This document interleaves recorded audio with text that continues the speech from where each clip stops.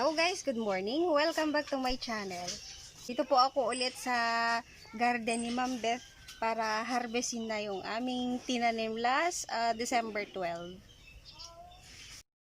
Ayan, so ito na yung mga kabatch ng tinanim natin. Ito na po yung aming tinanim na lettuce. Red lettuce po siya. Kung makikita nyo po, mga na lang yung natira. Papakita po namin kung paano i-harvest. Ayan siya. O, diba?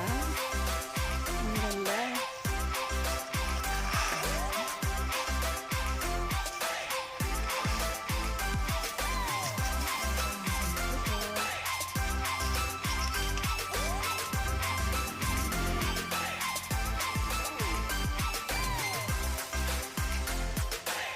Yung gawing salad. Ayun. Fresh na fresh po.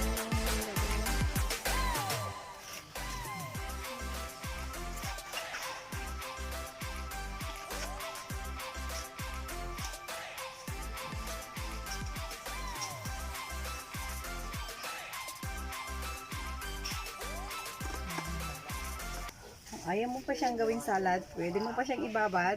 Ayan yung kanyang roots. Diba?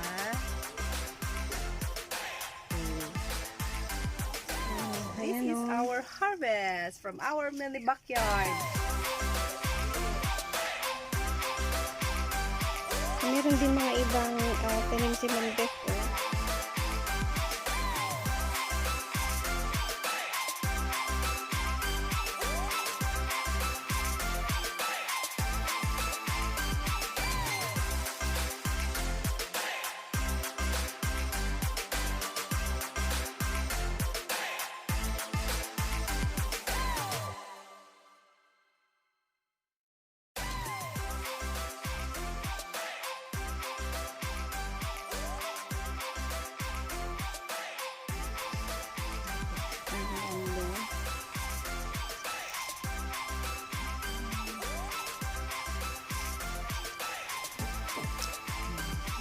Oh,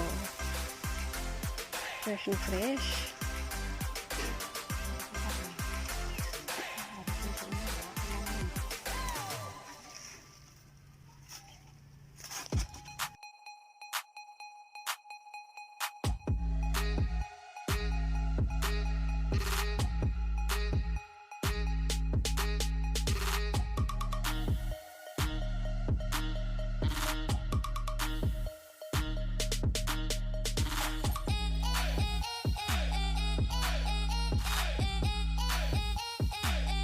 Kung itatanim mo po lahat yun, kikita ka naman.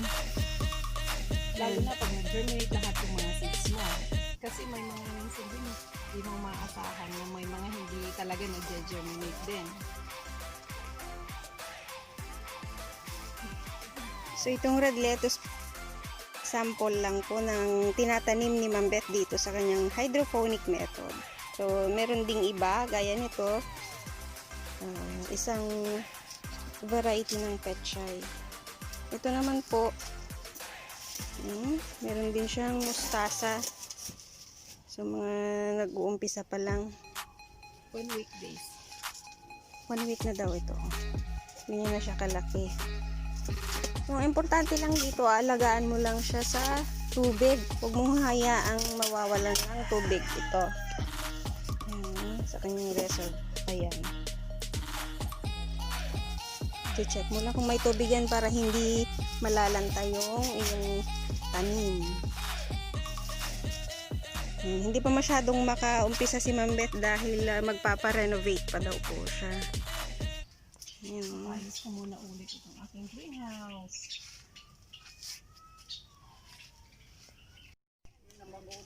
So, ito na po yung aking na-harvest. Ayan o. Pinahingi na lang sa akin ni Ma'am Beth. So, ayan. Ayan na lang yung natitira o. Ayan. So, yung susunod daw po na itatanim ni Ma'am Beth is pechay. So, samahan nyo po kami muli sa amin pong muling pagtatanim. Thank you for watching. And don't forget to subscribe my channel, Del Ferns Chan. Thank you!